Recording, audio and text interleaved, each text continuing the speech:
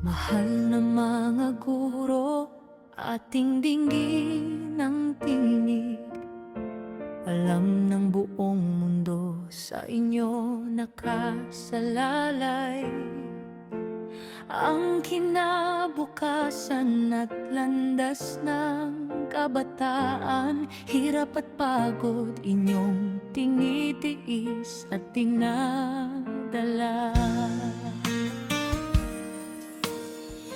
Pero bakit nga ba sahod ay kulang na kulang?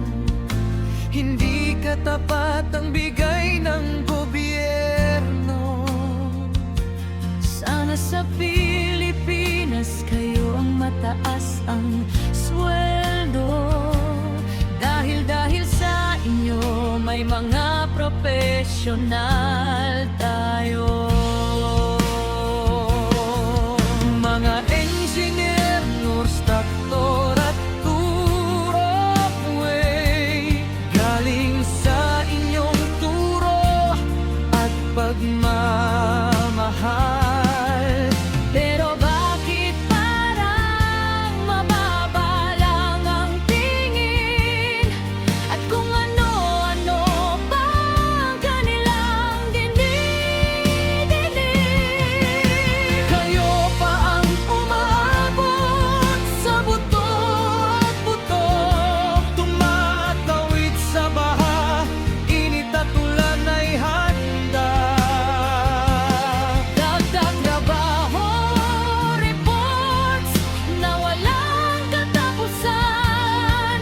Pero ang benepisyo tila nakalimutan. Mga magulang pa, kung hindi gusto ang grado, sila pa ang galit, feeling may alam sa lahat. Dagdag pa dyan mga batang pasaway,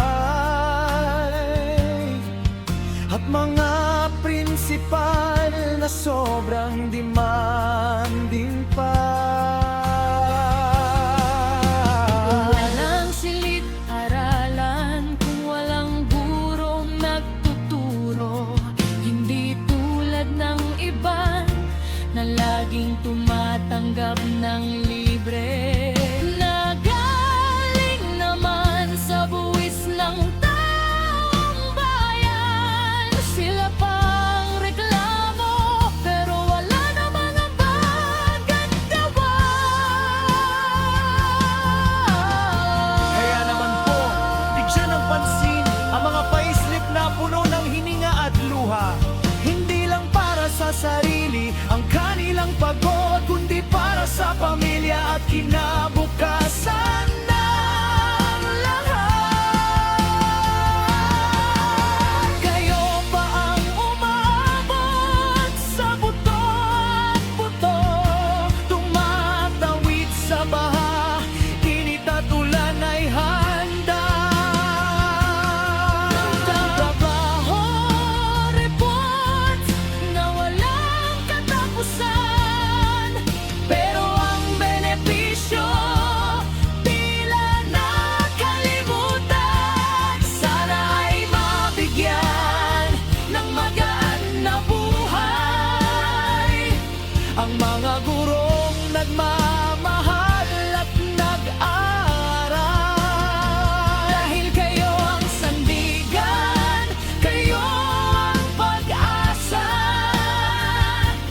ng bansang Pilipinas at ng ating mga bata.